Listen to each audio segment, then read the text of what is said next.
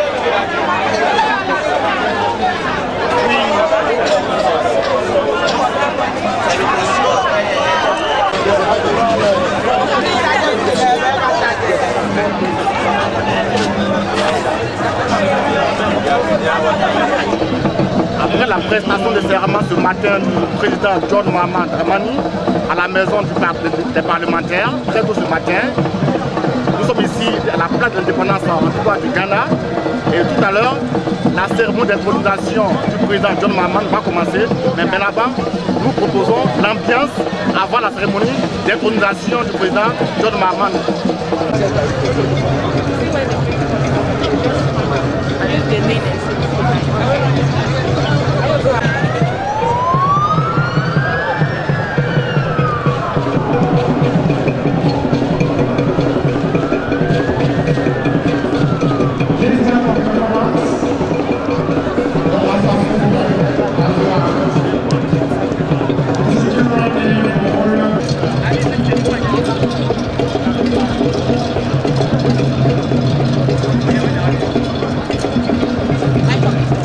Yeah.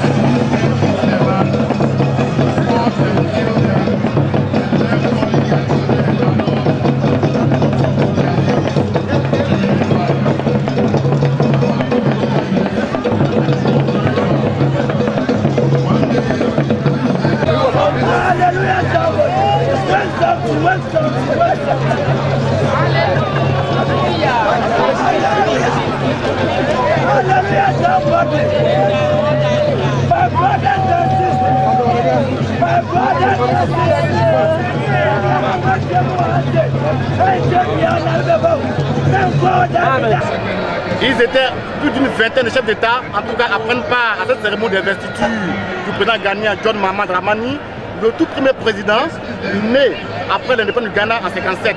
Il faut rappeler que John Mahama Dramani est né le 29 novembre 1958, ici même à Accra. The remaining 5 months of the late President John Mahama's term. John Mahama ascended to the office of President after the untimely demise of the late President, His Excellency Professor John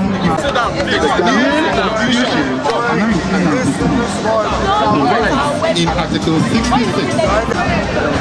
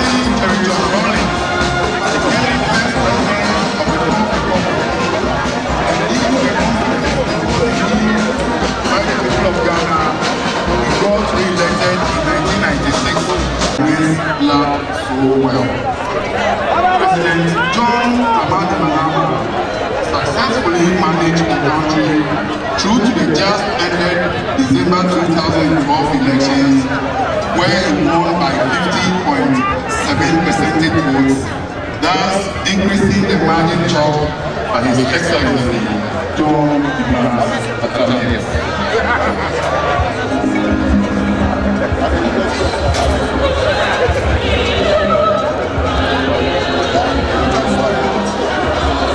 Nigerian justice and justices should be called amongst the gentlemen.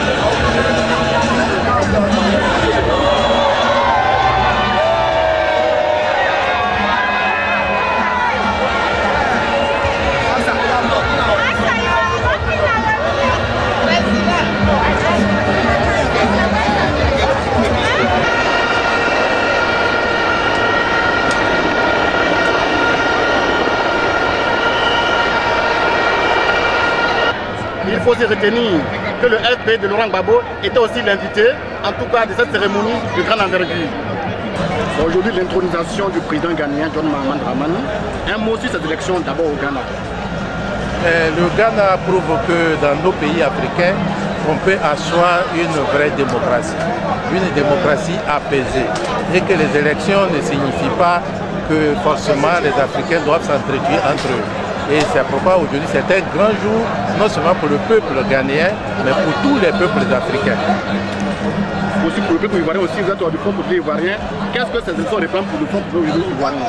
Mais ces élections prouvent que le Front populaire ivoirien a toujours eu raison pour dire que la cession au pouvoir d'État doit se faire de manière pacifique.